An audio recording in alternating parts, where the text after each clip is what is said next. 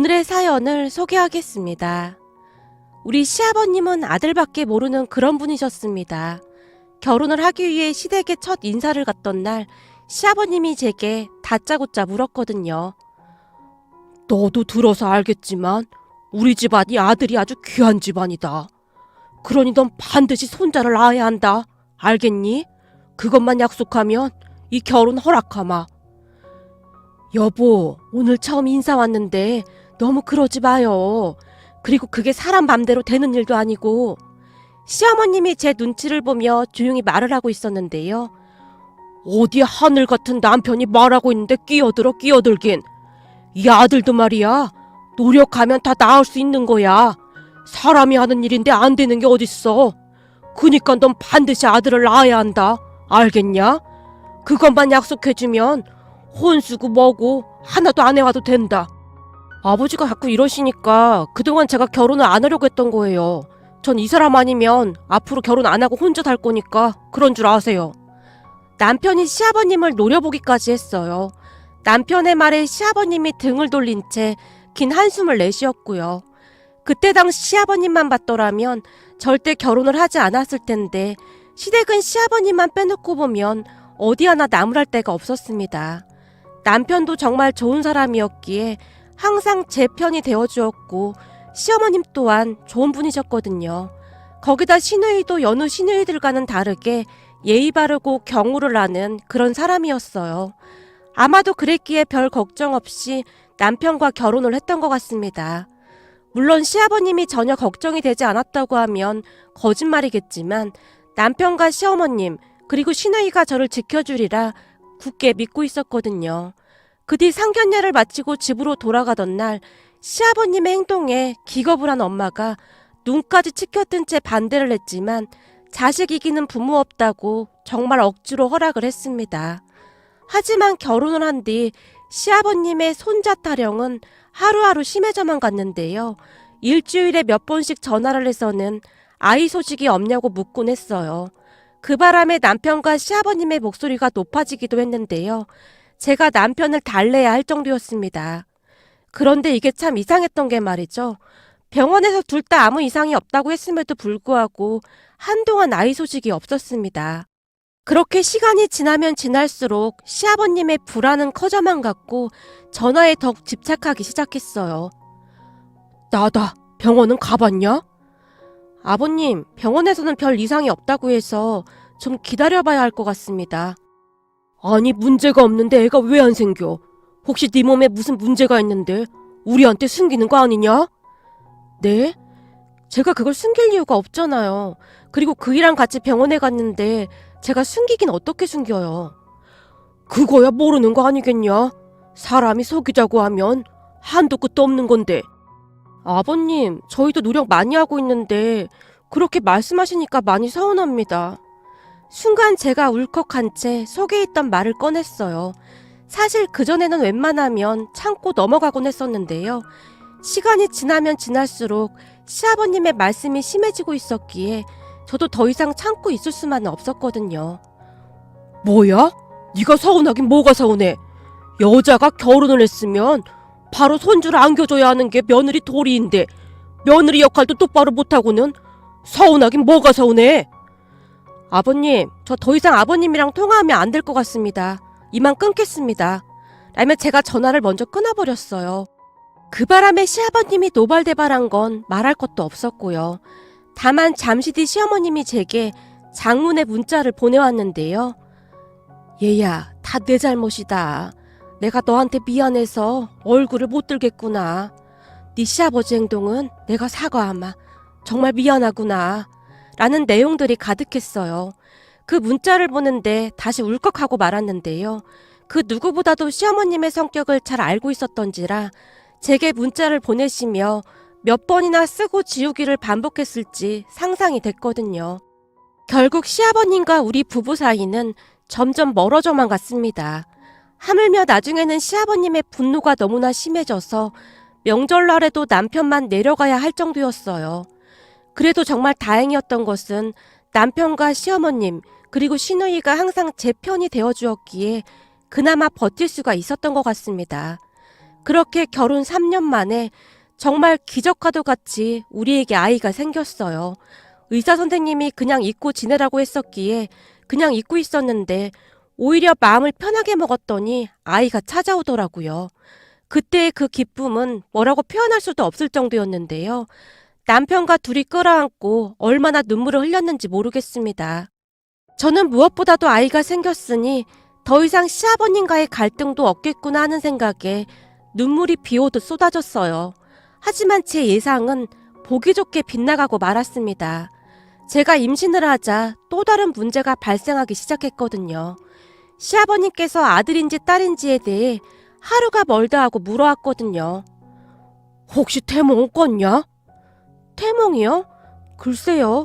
저는 아직 꿈 같은 건 안 꿨는데. 태몽 꾸면 나한테 바로 전화해라. 그리고 혹시 음식은 뭐가 땡기냐? 음식은 과일이 많이 먹고 싶긴 해요.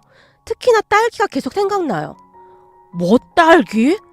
딸기는 안 되는데. 우리 옆집 며느리는 고기를 그렇게 먹어대더니만 아들을 낳더란다. 근데 과일은 딸이라고 하던데. 아버님, 딸이면 어떻고 아들이면 어때요? 그냥 건강하게만 낳으면 되는 거죠. 너 말이라도 절대 그런 말 하지 마라. 지금 그걸 말이라고 하는 거냐? 넌 앞으로 딸이라는 말은 입에 올리지도 마라. 시아버님이 기겁하신 채 소리쳤어요. 시어머님의 말씀으로는 아들인지 딸인지가 궁금해서 점집까지 다녀오셨다고 하더라고요. 난 손녀든 손자든 별 상관도 없다. 그게 다 무슨 소용이겠냐? 내가 아들이랑 딸을 다 키워봤는데 아들보다는 딸이 훨씬 낫다. 엄마한테는 딸이 꼭 있어야 해. 어머님, 그럼 점집에서는 뭐라고 했다는데요? 무속이니 그걸 어떻게 알겠어. 넌 그냥 건강하게 아이 낳을 생각만 하면 된다. 애 낳는 게 보통 힘든 게 아니니까 네 건강관리도 잘하고. 시어머님이 애써 말을 돌리시는 듯 했습니다. 나중에 들었는데 무속인이 아들이라고 했다고 합니다. 하지만 병원에서 의사가 어렴풋이 딸이라는 신호를 보냈었기에 우리는 딸인 걸 알고 있었는데요. 시아버님의 성격을 잘 알고 있었던지라 그냥 모른 척 하기로 했습니다. 그러다가 드디어 진통이 시작되어 병원으로 갔어요. 그런데 진통을 하다가 난사아니라 재앙절개를 하게 되었는데요. 제가 병원에 갔다는 소리를 듣자마자 시부모님이 올라오셨다고 하는데요. 문제는 재앙절개를 한 뒤 제가 5일 동안이나 의식이 없었다고 하네요. 결국 저는 대학병원 중환자실로 옮겨졌다고 합니다. 그리고 의사가 제 상태가 좋지 않다고 설명을 했던 모양입니다. 출혈이 심해서 의식이 없는 상태입니다. 우선 의식이 돌아올 때까지 더 지켜봐야 할 것 같습니다. 그 순간 시아버님의 얼굴이 새파랗게 질렸다고 하는데요. 선생님, 그럼 혹시 우리 며느리 잘못되는 겁니까?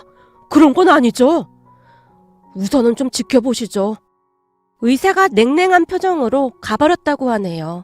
그 바람에 한바탕 난리가 났었다고 하는데요. 신우이의 말에 따르면 시아버님께서 병원 바닥에 주저앉으신 채 대성통곡을 했다고 합니다. 그러다가는 의사만 보면 시아버님께서 선생님, 제발 우리 며느리 좀 살려주세요. 왜 아직도 눈을 못 뜨는 겁니까? 제발 좀 살려주세요. 라며 빌고 또 빌었다고 하네요. 시댁 가족들은 그동안 시아버님이 눈물 흘리는 모습을 처음 봤다고 하면서 다들 놀란 기색이 역력해 보였어요. 그뿐만이 아니라 시아버님은 시어머님과 함께 병실 앞을 한시도 떠나지 않았다고 했어요. 그런데 5일 만에 기적같이 제가 눈을 떴다는데요. 모든 가족들이 뛸 듯이 기뻐한 건 말할 것도 없었고요. 의식이 돌아온 뒤 마음고생하신 시부모님께 그만 가보셔도 된다고 했지만 아니다. 네가 고생이 많았다. 어디 불편한 데는 없고? 있으면 빨리 말해야 한다. 라며 시아버님의 눈에 눈물까지 그렁그렁했어요. 의식을 찾고 난 뒤 너무나 놀란 나머지 제가 어리둥절해 있자 시어머님이 조용히 눈물을 훔치셨는데요. 잠시 뒤 시어머님이 제게 충격적인 이야기를 해줬어요. 사실 말이다. 니들 할머니가 네 시아버지 낳다가 돌아가셨단다. 그때는 지금처럼 병원 시설도 좋지 못했잖니. 뭐가 잘못됐는지 출혈이 멈추지 않았다고 하더구나. 그랬으니 네가 출혈이 심해서 의식이 없다고 했으니 네 시아버지가 기겁을 할 수밖에 없었겠지. 그 양반이 겉으로는 그래 보여도 속은 참 여린 사람이다. 워낙 아들이 귀한 집안이다 보니 네 시아버지가 그런 거 아니겠냐. 그러니 그동안 네 시아버지한테 서운한 게 있었다면 네가 이해 좀 해주렴. 그런 사연이 있는 줄은 꿈에도 몰랐어요. 당연히 몰랐겠지. 네 남편이랑 시누이도 모르고 있었어. 좋은 일도 아니었고 네 시아버지가 평생을 죄책감 속에 살았거든. 그랬으니 쉬쉬하고 살았던 거지. 시어머님의 얼굴에는 안타까움이 가득해 보였어요. 저는 그런 줄도 모르고 사실 그동안 아버님 원망 많이 했어요. 죄송해요. 아니다. 미안해할 필요는 없다. 그동안 네 시아버지가 좀 심하긴 했잖니. 그건 나도 이해한다. 그때까지도 제가 병원에 입원해 있던 상황이었기에 침대에 누워 있었는데요. 시어머님이 물수건으로 제 얼굴을 닦아주시며 고맙다. 정말 고마워. 너 그러고 누워있는데 차라리 날 데려갔으면 좋겠다고 몇 번이나 빌었는지 모르겠구나. 무슨 그런 말씀을 하세요. 어머님, 근데 저 깨어나기 바로 직전에 꿈을 꿨는데요. 꿈? 무슨 꿈? 그게 너무 생생해서 또렷하게 기억이 나거든요. 꿈에서 제가 어딘가로 들어갔는데 그곳에 방이 2개가 있더라고요. 근데 한 방에만 사람이 가득한 거예요. 나머지 방에는 사람이 한 명도 없었고요. 그래서 제가 사람들이 많은 방으로 들어가려고 했거든요. 근데 어떤 젊은 여자분이 갑자기 저한테 막 화를 내시는 거예요. 화를 내? 뭐라고? 네가 여기가 어디라고 들어오냐고 하면서 당장 나가라고요. 어찌나 무섭게 화를 내던지 제가 움찔해서 뒤로 물러섰거든요. 그런데도 저한테 마구마구 소리치면서 당장 돌아가 넌 아직 때가 아니야 이러더라고요. 그러다가 깨어난 거예요. 꿈이 어찌나 생생하던지 잊혀지지가 않네요. 그때 생각이 떠올라서 제가 허공을 응시하고 있었는데요.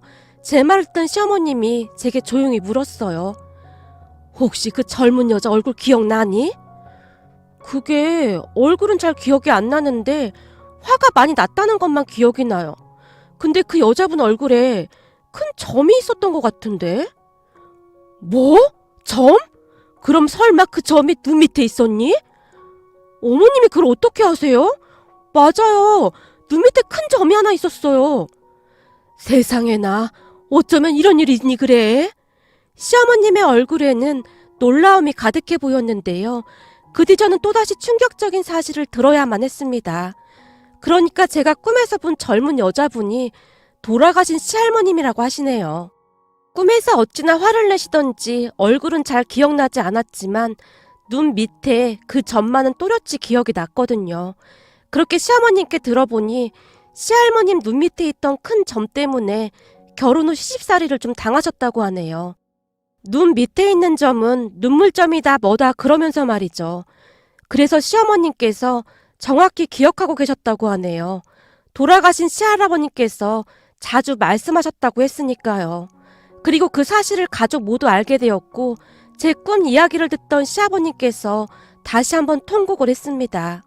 우리 가족 모두는 제 꿈에 나타났던 그분이 시할머님이라고 한치의 의심도 하지 않고 있답니다. 아무리 생각해봐도 우연이라고 하기에는 너무나 신기하기만 했거든요. 그 뒤 시아버님의 입에서 더 이상 손자 이야기는 나오지 않았어요. 건강이 좋아져서 태어나던 날 제가 시아버님 눈치를 보며 말했는데요. 아버님, 손녀라 서운하셨죠? 아니, 얘가 무슨 말을 하는 거야? 서운하긴 뭘 서운해.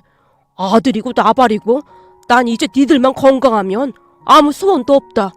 그깟 손자가 뭔 대수라고. 시아버님께서 애써 아무렇지도 않은 듯 말씀하셨는데요. 와, 우리 아버지가 웬일이래? 그렇게 아들아들 하시더니 우리 아버지 맞는 거야? 내가 언제 그랬다고 그래? 난 아무 상관도 없어. 라며 시아버님이 뒤를 돌아 헛기침을 하셨어요. 그 뒤 우리 가족은 더욱 잘 지내게 되었습니다. 무엇보다도 시아버님이 정말 많이 변하셨기에 제 입장에서는 적응이 안 될 정도였어요. 그러던 어느 날 몸이 좋지 않아 확인해보니 글쎄 둘째를 임신한 겁니다. 결혼 후 한동안 아이가 생기지 않아 마음고생을 했었기에 둘째가 생긴 것이 그저 기쁘기만 했어요. 하지만 시댁에 연락을 해서 둘째 소식을 전하던 순간 시아버님께서 집안이 떠내려가라 소리를 치셨습니다. 넌 정신이 있는 거야 없는 거야? 그때 네 처가 그 고생을 했는데 둘째를 가져? 내가 아들을 잘못 키웠구나. 이놈아, 넌 네 생각만 하냐? 어떻게 이런 모질이가 나왔는지? 아버지, 그렇다고 해서 이미 생겼는데 어떻게 하겠어요. 집사람도 그냥 낳겠다고 하고 있어요. 이놈아, 그걸 그냥 두면 어떡해? 네가 뜯어 말려야지. 네가 낳는 거 아니라고 그냥 막 씨부리는구나. 그냥 포기하고 하나만 잘 키워. 요즘 젊은 사람들 보니 하나만 낳아서 잘 키우더만. 시아버님이 단호하게 말씀하셨다고 하네요. 그리고 얼마 뒤 의사가 말하기를 둘째가 아들이라고 했어요. 그 말을 듣자마자 남편이 시아버님께 다시 연락을 드렸는데요. 지금 아들이 문제냐? 다 필요 없어. 지금 우리 보고 그때 그 생지옥을 다시 경험하라 그 말이냐? 다시 생각해도 끔찍하다 끔찍해. 시아버님의 생각은 확고하기만 했습니다. 하지만 우리에게 찾아온 둘째를 포기할 수가 없었습니다. 그렇게 결국 우리는 건강한 아들을 낳았답니다. 둘째를 낳기 전 시아버님의 불안 증상이 심해져만 갔는데요. 무사히 둘째가 태어났다는 소식을 들은 시아버님이 제 소식부터 물었다고 합니다. 제가 무사하다는 소식을 전하자마자 그대로 바닥에 주저앉으셨다고 하네요. 그 말을 듣는데 저도 모르게 가슴이 뭉클해졌어요. 그동안 얼마나 마음고생을 하셨을까 싶었거든요. 그리고 그 뒤부터 시아버님은 마치 같은 분이 맞나 싶을 정도로 변해가셨는데요. 제가 시댁에 가서 설거지라도 하려고 하면 말리기까지 했어요. 몸도 약한데 설거지는 무슨 설거지야. 그런 건 남자가 하는 거다. 설거지는 앞으로 네가 해. 저요? 아버지, 지금 저한테 말씀하신 거예요? 그래 이놈아. 그럼 여기 너 말고 남자가 또 누가 있어? 네가 가서 해. 네 처는 하루 종일 애 보느라 고생인데 설거지는 네가 해야지. 아니 아버지가 남자는 설거지 그런 거 하면 안 된다면서요. 안 되긴 왜 안 돼? 이놈아, 세상이 바뀌었어. 앞으로는 설거지 청소 그런 거는 네가 다 해. 알겠어? 아버지 요즘 왜 이러세요? 너무 많이 변해서 적응이 안 되잖아요. 잔말 말고 넌 시키는 대로 해. 참 그리고 다들 모인 김에 내가 할 말이 있는데 매년 제사가 5번이잖아. 그것도 한 번으로 줄이자고. 내가 알아보니 요즘은 한꺼번에 제사 모시는 집도 많더라고. 시아버님이 큰 결심을 한 듯 가족들을 둘러보며 말씀하셨는데요. 아버님, 그건 안 될 것 같은데요? 뭐? 안 되다니 그게 무슨 말이야? 그건 정말 배은 망덕한 거죠. 그때 제가 사경을 헤매고 있을 때 할머님께서 저를 도와주셨잖아요. 그렇게 살려주셨는데 제사를 없애면 많이 서운해하실 것 같아요. 저는 앞으로 조상님 제사 진짜 잘 지낼 생각이거든요. 제가 조상님 덕분에 이렇게 잘 살고 있는데 제사라도 정성껏 잘 지내드려야죠.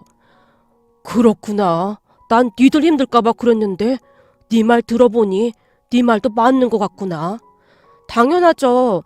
전 그때 그 일이 우연이라고 생각하지 않아요. 아무리 생각해봐도 시할머님이 분명했어요. 제가 목소리에 힘까지 주면서 말했는데요. 옆에서 듣고 있던 시누이가 긴 한숨을 내쉬었어요.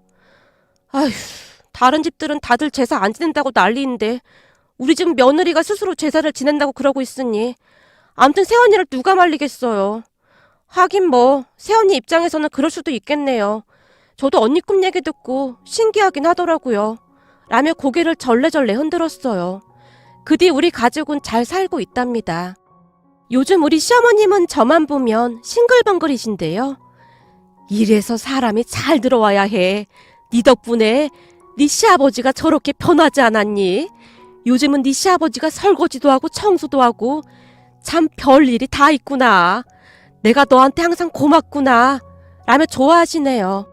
시아버님께서 노력하시는 모습을 보며 저도 시부모님께 더욱 잘하려고 항상 노력하고 있답니다. 오늘도 시아버님은 우리 딸과 영상통화를 하며 한박 웃음을 짓고 계시네요.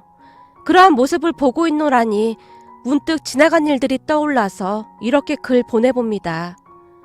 오늘의 사연은 여기까지였습니다. 즐겁게 보셨다면 구독, 좋아요 부탁드립니다. 고맙습니다.